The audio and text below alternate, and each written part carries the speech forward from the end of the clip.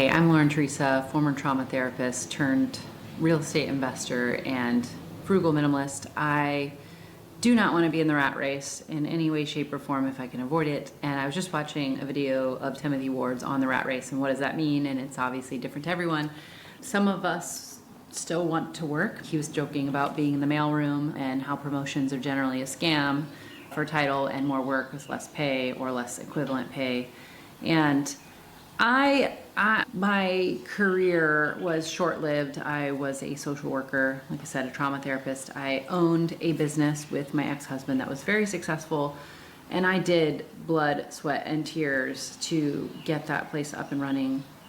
We did have some family help. His grandmother loaned us some money. My grandmother had just passed and left my mom money, which she loaned to us to get our business started. And then we did end up paying both of those people back. I think it took 2 or 3 years to pay them back in full with a little interest. So I'm very privileged to have had family give us a little bit of startup money for our business, which we did ask for and they agreed to. And we had paperwork drawn up to pay them back properly. My mom was a lawyer at one point in her life. I definitely became a social worker to help people, and I was very passionate about it, but I think some of my passion was a little displaced because I really wanted to be good. I wanted to be a good person doing good stuff, and I felt like this was the way to sort of prove my goodness.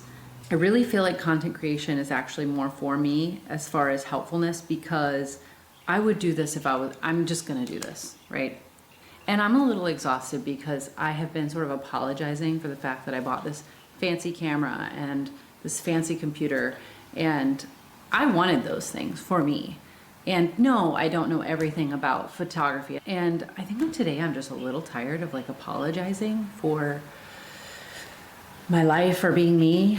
I feel like I've been doing that a lot my whole life. And that's one of the problems with when I kind of shifted away from minimalism, which I learned about in 2008, back into shopaholism and consumerism and materialism, is that I have been a people pleaser my whole life. It's so funny, when I was in treatment for drug and alcohol back in 2007, I'll be 19 years sober this month, I remember a counselor saying, you need to pray for the obsession for attention from others to be removed from you before you pray for the obsession with alcohol and drugs to be removed. He said, because I think your obsession with people pleasing is going to kill you faster than your obsession with the substance and relief. And man, I feel like that was definitely a turning point moment. I was 23 years old when he told me that. And I started learning about minimalism in 2007 and 2008 when I read the book Your Money or Your Life and applied it to my life. And I really have always been a little different. I've always wanted to be on a different path than most people. I've always seen a little bit through some of this societal structure that we've had. I remember in kindergarten people saying what they wanted to be when they grew up, and I want to be doctors and lawyers and veterinarians. And I even then felt a little like, do you want to be that, or is the world telling you to be that, or that's what's good? And I too fell into that. I got my social work degree to get a master's was over $100,000. And I had grants. I had some of it paid for. Do you know how much the senior social worker that I did my undergrad internship with made? And he did that for 30 years, 60 grand, $60,000 to work for the state of Texas at the highest, that's insane.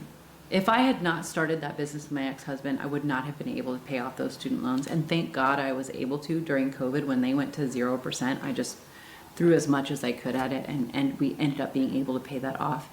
And because of starting a business that we just made sure was successful, I was able to put enough money into a house that's not paid off, but to get to the bank to give me a house that I can use as rental asset right now. So it's being renovated. I have been paying for a mortgage and then all my expenses with no income coming in since June. So they're almost done. They're being painted. One of the units is done, and I had my first Airbnb rental for a weekend, so made like $200 so far on $1 million home. I have savings. I have enough to live on. I have a very good emergency fund. Recently was able to pay off all the credit cards to renovate, so that was good too. I have very minimal debt left over. I do have a really solid retirement account as well as this house. I don't necessarily have to work ever again.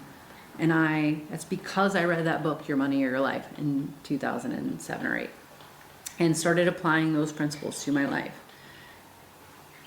I invested in real estate, in business, in the stock market, with being conservative, following Warren Buffett. I didn't do crazy stuff with my money. And so over time, I'm almost 43 and I started investing when I was 27 or 28. I've done okay. I personally like real estate, and there's a huge debate on real estate versus the market. Both are great over time. But for me, because of my volatile emotional nature, which maybe it's from my childhood, I don't know. Maybe it's just me. I like real estate. It's more work. Potentially some more return, depending on how you look at it. But I like it because I can't just sell it. If I wanted to sell my house right now, not only would I take a significant loss, I would have to pay a bunch of taxes. So I'm not going to do that. I'm going to keep it. I'm going to get it paid off before the 30-year mark, and then just have that. And then if my kids want to keep up with it, well, they can have it. And if they don't want to keep up with it, I'll sell it before I move on to the next realm. And they'll get to have that money in a trust for maybe their own homes that they want to buy, or they want to invest in a business or whatever. Anyway, it'll be theirs.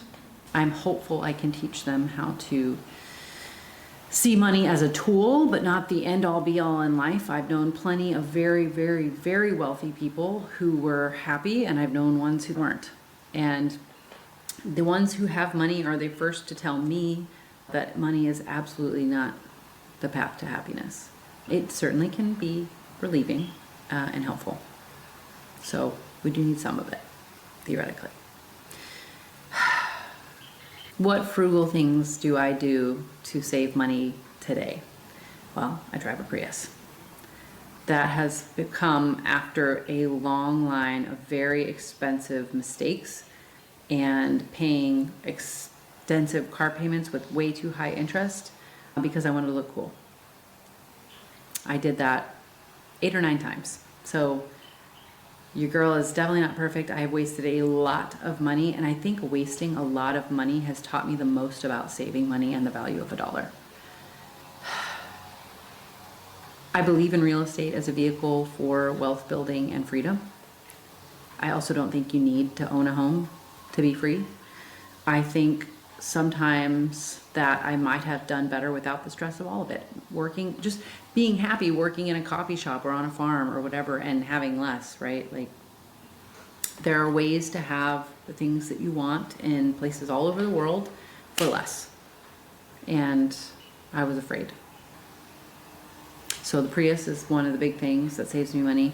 I only sort of shop at the grocery store for things on sale. I don't generally buy full price. There's a few items I do buy full price. There are indulgences, places where I'm like not willing to sacrifice. But like this month until March 10th, my grocery store had their ground beef 90% lean for $5.99 a pound up until March 10th. So I bought some for this week and next week, and I bought extra to put in the freezer. So I do buy a little extra sometimes. And I know there's a lot of frugal minimalists who don't do that. They don't believe in having any extra of anything in your pantry ever. And if you don't have space, I get it. So groceries, car and gas, because I'm not willing to signal to the world that I have any indulgence when it comes to my car. I just don't care about it anymore. And my little Prius tin can works great. And no, I can't drive in the fast lane anymore, but maybe I shouldn't have been there in the first place.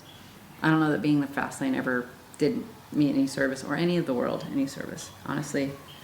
Someone like me probably needs to drive in the slow lane. Needs to have a few people cut me off. Yeah, it's okay. I just don't need to anymore. I don't need to look a certain way. I don't need to have a cool car. I don't need you to like my car. I don't need anyone to think any single thing about my car. Yeah. I really want to let go of the idea of anyone thinking any single thing about me, really. Because I'm gonna make mistakes, I'm gonna fail, I'm not gonna be a perfect mom, I'm not gonna be a perfect friend, I'm not gonna be a perfect partner. My house currently is covered in crafts. Also, I broke my mop and I had to order another one, so the floors are a little less clean than I would like them to be. I have a wonky lamp that I got on clearance at Target that I shouldn't have bought, but I'm not selling it. It works, I'm not selling it. I'm not giving it away, I'm not getting a new lamp. You know, like, I just won't be perfect. And I think right now, today, with the frustration I had with the kids getting ready for school and like the arguing and the frustration of me yelling and then apologizing and just feeling like I don't want to be exhausted worrying about whether this channel is going to do well or make me money someday, which I really would love, but I'm not necessarily in control of that. But I can tell you that I was excited to come home and make a video. Like, I want to do these things. These are still things that I like doing, which is why I know I got to keep doing it. And maybe it'll take years, maybe it won't. But I use the library to print. I do give them a little money here and there. Technically, it's free. I took social media off my phone, the short form content. I don't do that anymore. I want to be creative. It wasn't adding to my happiness. In fact, it was taking away. I don't like comparing myself to other people. And I would rather contact people in my real life just by texting them or calling them. I still look at Facebook Marketplace. I still have an interest. I think it's like a community interest though. I think my obsession, I'm starting to discover my obsession with Facebook Marketplace, I think is actually desire for community. And when I get to see in real people's lives around me, I don't know, that does something for me. I think, yeah, I kind of couldn't figure it out for a while. But that's okay too. So if you're here and you want to like and subscribe, I would love that. I'm sorry this video is maybe like not as positive as it could be. I do like to give frugal tips. I feel like I could probably like say more about what I do in my everyday life. I don't eat out. I only eat out 2 to 3 times a month. I do stop at the grocery store and grab. If I'm hungry, I'm not gonna starve myself till I get home. I live on an island and I'm often 20 miles from home. I do try to keep non-perishable snacks in my car. I keep like dried mangoes, energy bites. Like, there's stuff in my car generally that I have, water, so that I can get through certain times, like sitting in traffic. But I also don't need to be so rigid that I can't stop and get a tofu musubi if I'm hungry, or a peanut butter and jelly. Like, there are just certain things that it's okay for me to spend $6.50 at the convenience store for a coconut water and a PB&J until I can get home. I have enough for that. And if I didn't have enough for that, well, that's okay. I'll just adjust. I do have a set amount that I save every month. I do know what's coming and going. I check my bank account regularly. I had a charge this morning for an annual subscription that nobody told me was coming, and all of a sudden $100 went out of my account. So I emailed them politely and said, hey, I don't want this. I don't use this service anymore. Can you please refund me? Maybe they will, maybe they won't. I took my credit card off of that site. Lesson learned. It's just, you know, like I said, we try things. Sometimes they work, sometimes they're for us, sometimes they just clarify what's not for us. And we get better. And yeah, I'm doing my best. Oh, I wanted this to be better. It is what it is today. We're working on it. I think I'm going to take a nap today too. All right, cool.